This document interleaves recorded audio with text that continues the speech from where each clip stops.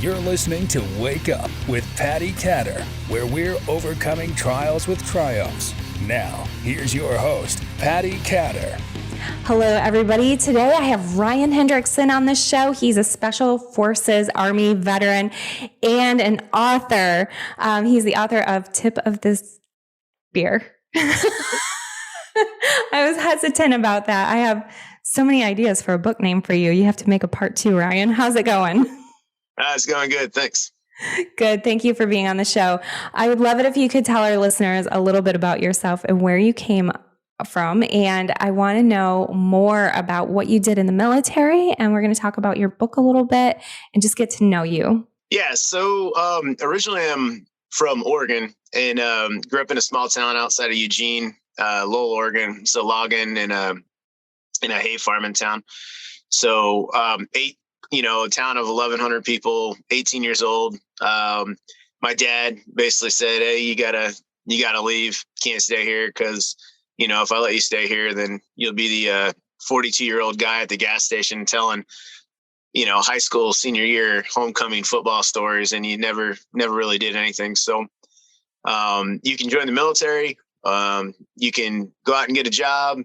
I don't recommend college because you're not really college material. But yeah, you can't stay here. You need to go out and get a life." So the military was always, my dad was in the military and sister and stuff like that. So the military was always something that I was gonna do, but it just kind of, it really snuck up and got me when I was, senior high school, and kind of forgot I need to figure out what I want to do with my life. So I started off in the Navy. I was in the Navy 97 to April 2001, got out of the Navy after, 4 years honorable. And then, I stayed out till about 2003. I mean, even after 9/11 and all that happened, I didn't really think that the attack on our trade center and stuff like that, the towers, I didn't really think it was going to evolve into what it did. I thought it would be a quick, we'll go in Afghanistan, we'll launch some Tomahawks, kill a bunch of people, and then start to rebuild. So I stayed out till about 2003, and then Iraq kicked off, and I was like, oh, so this is actually something that's going to happen. We're here. So, my comfort zone is in the military. And so I was married at the time, and I said, I want to join the Army. Well, my ex-wife was in the Army. She's like, absolutely not. I don't want, when I'm done with the Army, I'm done. It's like, okay, cool.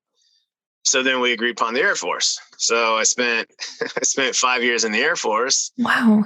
And then when I got divorced, I switched over to the Army, which is where I went through Special Forces training, and then graduated and went on to a 7th Special Forces group we were out of Fort Bragg, and then we moved to Florida. But so, yeah, it was a long kind of, I guess, road to get to where I'm at right now. Well, correction, I've been retired for 2 years, but it was a long road to get to being a Green Beret. But yeah, it was, I guess everything happens for a reason, because it's a hell of a story. So that's kind of me, broad strokes right there. You forgot the Marine Corps. I mean, is that next? No. So tell me a little bit about your time in Afghanistan, if you don't mind, in Iraq. Tell us a little bit more about your journeys, actually. What are some of the things that you did? Tell us why you decided to write a book. So I was in, the first time I started deploying and actually seeing the world was in the Navy. I did two deployments, or floats, or whatever you want to call them, to the Persian Gulf, and we'd hit all the countries in between and whatnot like that. And it was awesome. And I was getting to see the world as 18, 19, 20-year-old kid, exactly what my dad said to do. It was the mid 90s Navy was no joke. It was hard. And there wasn't, with no war going on there, it was basically, it it was a good life. I couldn't do it now at 40, whatever years old. But as an 18, 19-year-old kid, yeah, I learned pretty quickly what the real world was about out of, a town of 1,100 people. So then transition over to the Air Force, and I do, some deployments there. Spend a year in Korea, go to Iraq, go to a couple other different places, then transfer over to the Army.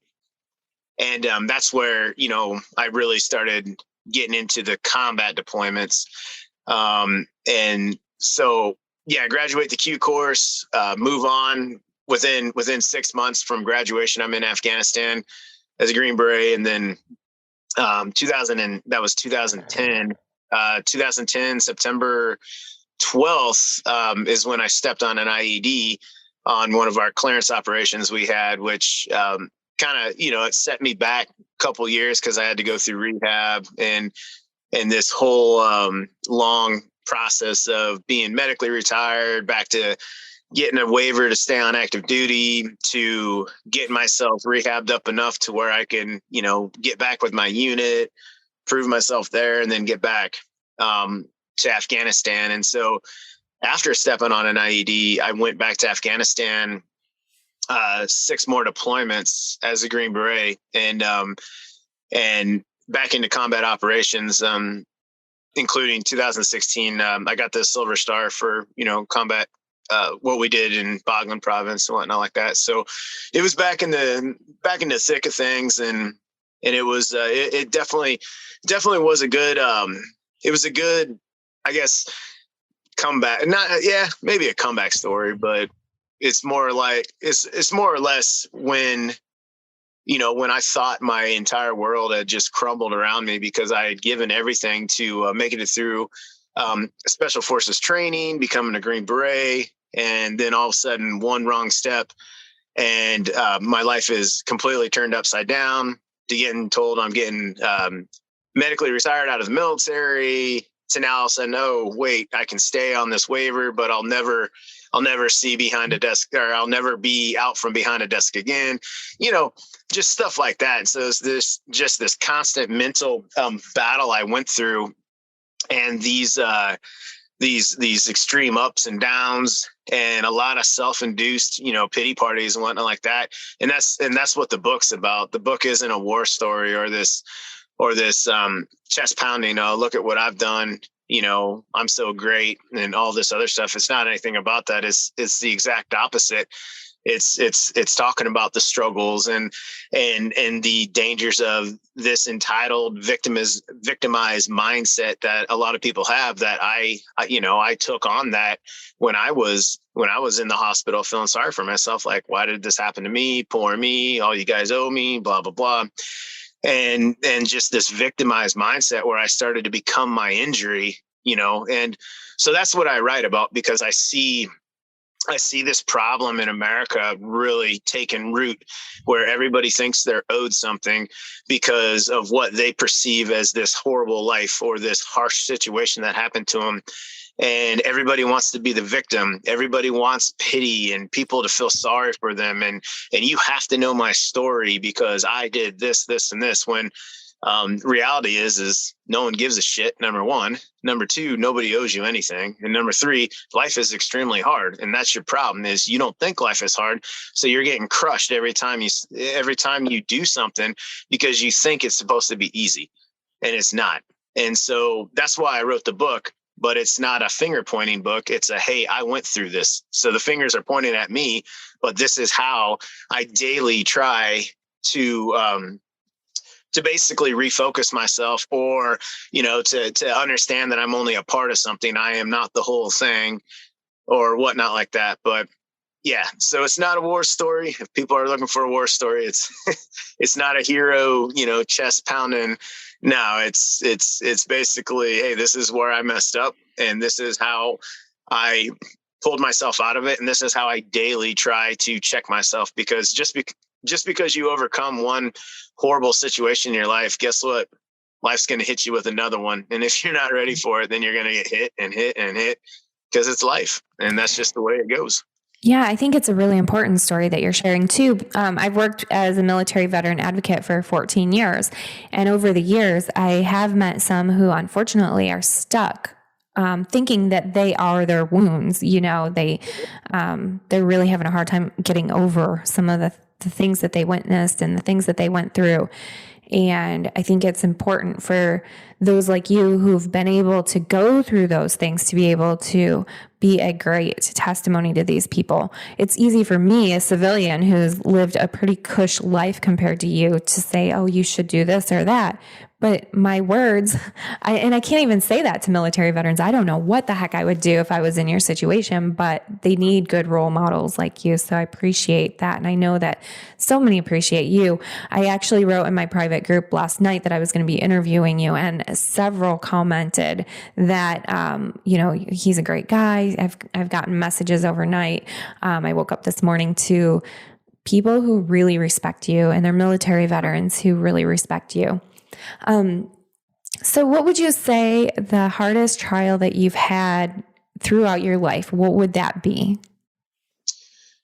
So a lot of people would think that, stepping on an IED and just kind of laying there, pretty sure you're going to die, would be the hardest trial of my life, but it wasn't.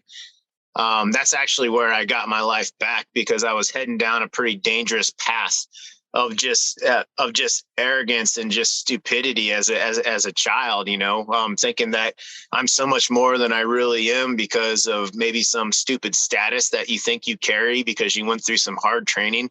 No one cares. And so I was heading down this dangerous path that I do believe that, God threw an obstacle in my way to say, like, hey, stud, this is going to suck pretty bad, but you need this because you're heading down a path of no return. So stepping on the IED actually kind of saved my life. The hardest trial I think I ever went through in my life was recovering. And like I said, just the physical part of recovering wasn't as bad as the mental part of recovering.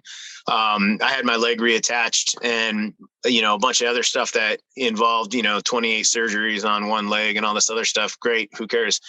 It's the mental aspect of it where I started to fall into that victimized, entitled mindset. And I would get mad at people because you don't know what I've been through. You don't know what I've done, blah, blah, blah.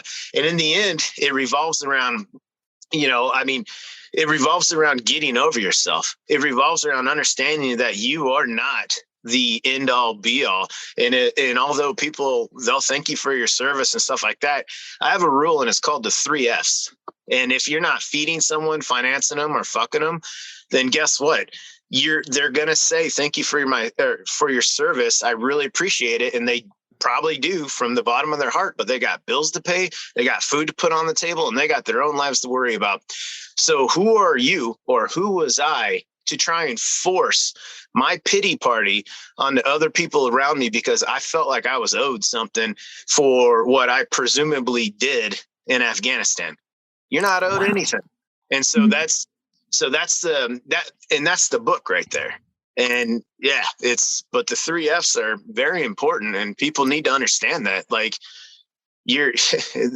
people will go out of their way to try and thank you. But if you are not a life sustaining, something for them, I'm sorry, man. Who are you to push that on to anybody else? You think you're so good that people need to recognize you? Get over yourself. And that's the big thing. So where did you learn this mindset? I mean, is it something that you just had to learn while you were recovering? Or, was there anybody pivotal in your life that kind of taught you some of these things? Or, did some of the military training come in handy there? Most people... So, growing up the way I did, it was pretty rough, but that, again, those are excuses because lots of people have had a rough upbringing. But so when I was when I was falling into that mindset, that disastrous, dangerous mindset that I was in when I was recovering, my dad was the one that basically he helped me, because I already knew the path. Like, life was not easy. but I started to get off course because it was so easy to feel sorry for myself. It was harder to take responsibility or to understand that, like, hey, you're not special, dude. As much as you really want to believe you are, you're not. You're just a human being. And so getting over myself, that was really hard because it was so easy to fall into that victimized, entitled role. And so, yeah, my dad, just the talks that we, just the talks that we had. And, like a discussion we had was, what happened to you was bad, but, let's face it, it's not the worst injury that's ever come out of combat, and it won't be the worst injury that's ever come out of combat. He said, but no one can deny what happened to you was bad.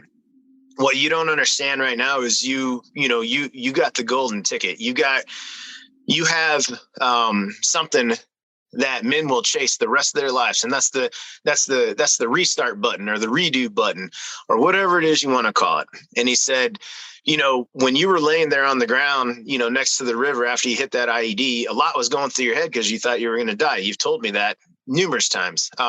Team couldn't get to you because there was so many IEDs in the area, fill in all the blanks. Great. But as you were laying there, you were looking back on your life, and you were not happy with how you lived your life. If you died right now, you were looking back and you were kind of ashamed of yourself, weren't you? Yeah, I was. And he goes, yeah, it's crazy. You didn't die and you got this restart button. So all those things that you're sitting there and you were laying there wishing you would have done this and wishing you wouldn't have done that and wishing you were more like this or this. He's like, you can do it now. He said, you got the golden ticket. You got what people have chased for years and years and years, that chance to start over again.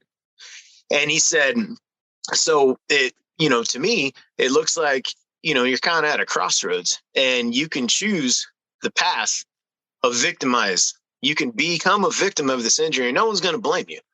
And you can let this injury take you over and let this injury become who you are. And slowly but surely, you will drive everybody away from you. And you will be a lonely man until you can't take it anymore. And let's face it, you probably won't make it through without killing yourself. And he said, or you can use this opportunity and this golden ticket that you got. You can use this to make yourself stronger, to make yourself a better man, renew your relationship with God, do those things that you were wishing you wouldn't have died having, not done or haven't done or whatnot. He said, you can do all that. And you can use this injury as a platform to help other people that are going through this horrible, dark time that you are, because no one's gonna doubt, or I'm sorry, no one's gonna blame you for whatever path you take. But you have a second chance at life, and you can share this story with people. So why not you quit feeling sorry for yourself? Understand that bad shit happens. It's just the way it is. And it's going to continue happening to people. And oh, by the way, you're not done. You're not out of the woods with bad stuff happening to you. It's life. You're going to get hit again. But why don't you use this story and this message you have to help other people? Because you're pretty selfish if you don't. And I was like, wow, that's okay. So that was that was kind of some of the few talks that are not few, but some of the mini talks that we had, when I was going through this victimization minefield, I guess, as you want to, and yeah. And so then the world happened the way it did. And I started to see what he was talking about with our youth and, oh, it's not fair. So I'm going to burn down Portland, Oregon or something like that. And I started to see this and I was like, well, maybe I can be a part, even though it's Ryan Hendrickson. I'm very, very, very tiny, minuscule part. But if it reaches one person, then it's a part of something. And so that's why, eventually what kind of got me on path keeps me on path, because again, it's life and it's very easy to sit back and it's like, nope, I'm just going to feel sorry for myself today because that's easier. And you're allowed to, but you also need to get back on course and understand that you're being an asshole, and and you're entitled to it 100%, but don't force that on other people. And there's no need for it. And yeah. So what are you doing now? Because it seems like, I mean, obviously your book is incredible. Are you doing some public speaking?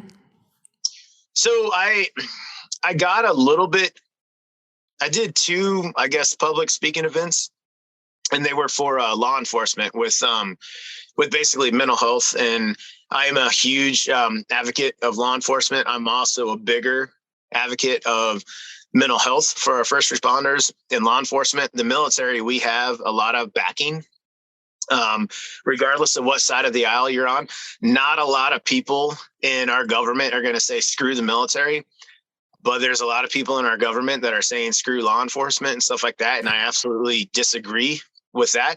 And I definitely believe that they need to have the same kind of mental health tools that we do in the military. And if I can change one person's mind about how they perceive law enforcement, then again, I'm only a tiny part of everything, but I did what I wanted to do. It's not my job, but I did what I felt like I needed to do, because I believe that it's pretty much a war on law enforcement we have going on in this country right now is absolutely disgusting, disgraceful, but even worse, it's setting us up for a future that involves a lot of lawless and anarchy if we don't get control over this and start to respect our law enforcement like we used to. So Absolutely. I agree with that 100%. I know my listeners would too. You had mentioned youth and how, some of them, they're saying, screw it, burning down places. Are you able to help them at all? Or, I mean, how do you think that people can reach out to our youth a little bit better? Do you have any suggestions on that? I'm just kind of curious because you kind of hit on that a little bit.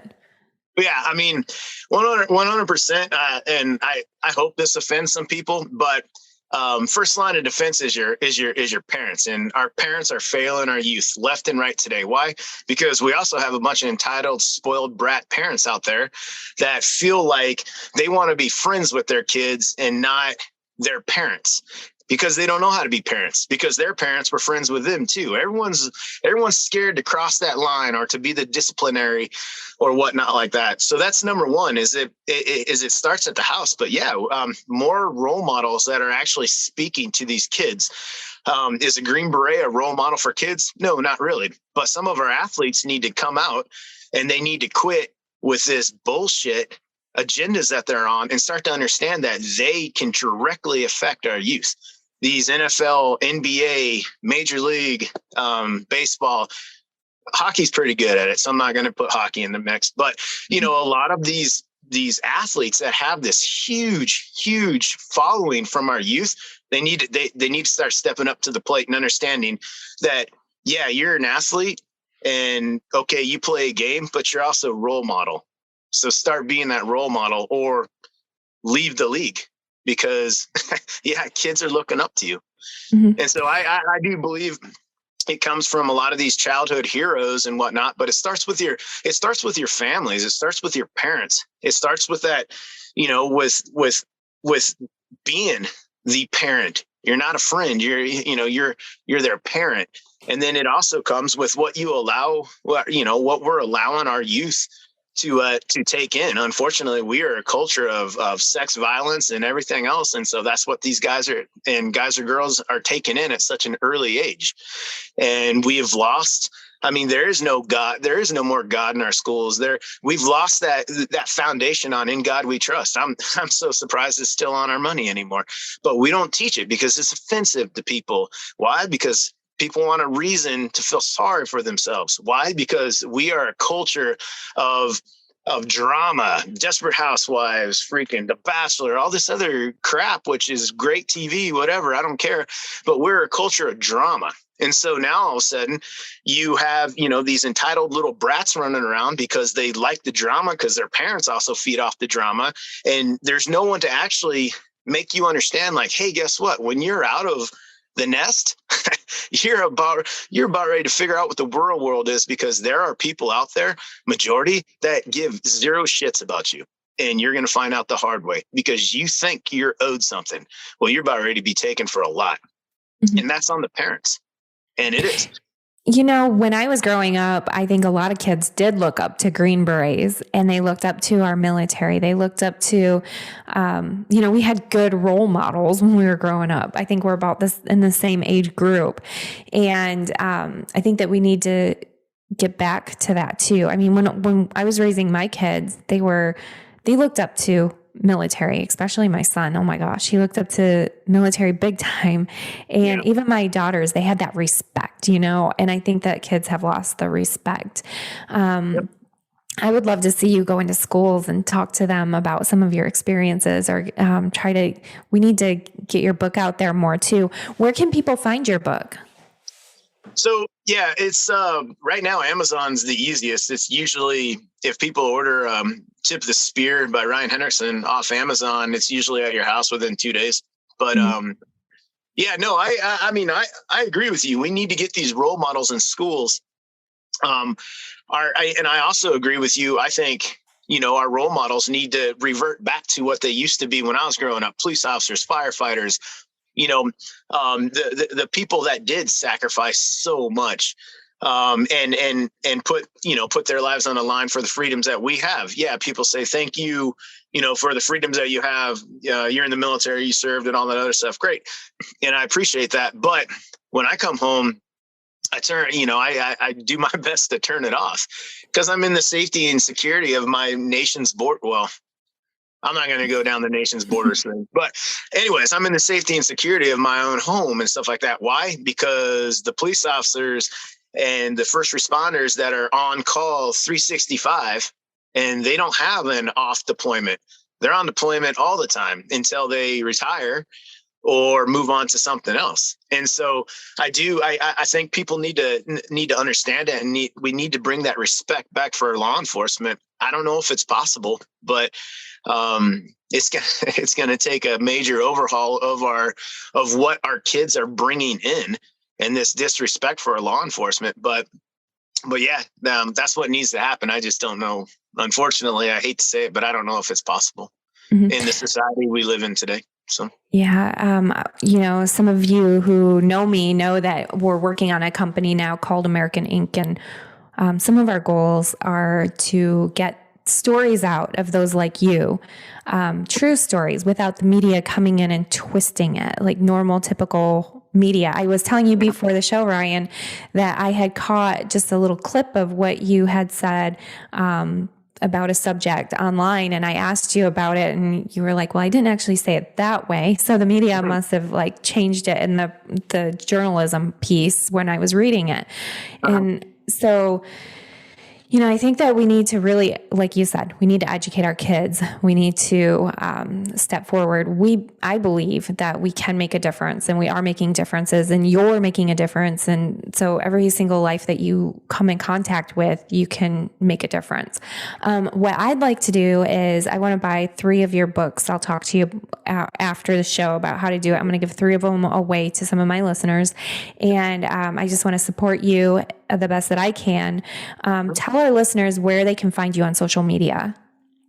So social media is I'm just starting to figure it out, because I'm a creature of habit, and I really do not like social media at all. But I also understand that you will not reach anybody unless you can figure this thing out. So, but I'm on Instagram at Tip the Spear RMH. Let's see, Facebook. I don't know what it is. I think it's just Ryan Hendrickson, maybe. I don't know. I'm that guy with a Seahawks flag and in Afghanistan taking a picture. So, and then Twitter, I don't know what I am on there. It's Tip of the Spear something. I have no idea. But Instagram is the one that I've been really kind of getting into and trying to learn and posting videos and stuff like that. So that's pretty much the easiest place to get a hold of me at. And then the other ones, I don't know. If you Google Ryan Hendrickson, something will come up probably. Do you have a website? I do. RyanMHendrickson.com. Okay, excellent. What I'm going to do too is we'll make sure that your links are on the screen for those watching. Those of you listening, you can go to the show notes and you can find Ryan's links there. I'll go ahead and put them in after. But thank you, Ryan, for being on the show. Is there anything that you would like to add before we wrap it up today? Yeah.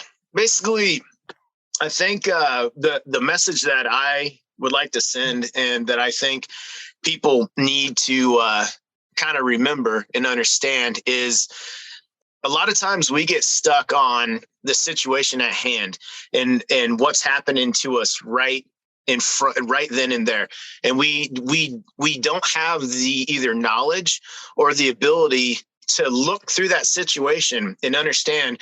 So like in special forces, we call it, the second and third order of effects of that shot. So if I pull the trigger here, what's the second and third order effects of what that bullet's going to do?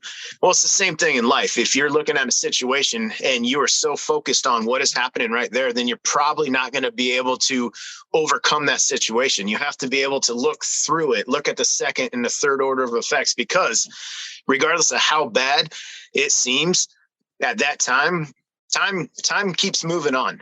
And eventually you are going to get over whatever it is you have encountered at that point in time in your life.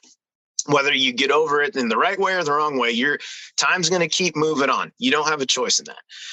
But what is going to happen is you're going to get to a certain age where you're going to look back. Like my dad told me, you're going to get to an age in life where you're going to look back and you're going to have two choices. You're either going to be proud of how you handled that situation. You're going to have learned from it. You're going to be a better person with how you handled that situation at that point in time, or you're going to be ashamed of yourself and you're going to hate how you handled it. And that's a death sentence right there. So understand that time's going to keep moving on, regardless of how bad it may seem at that point in time. It keeps moving on.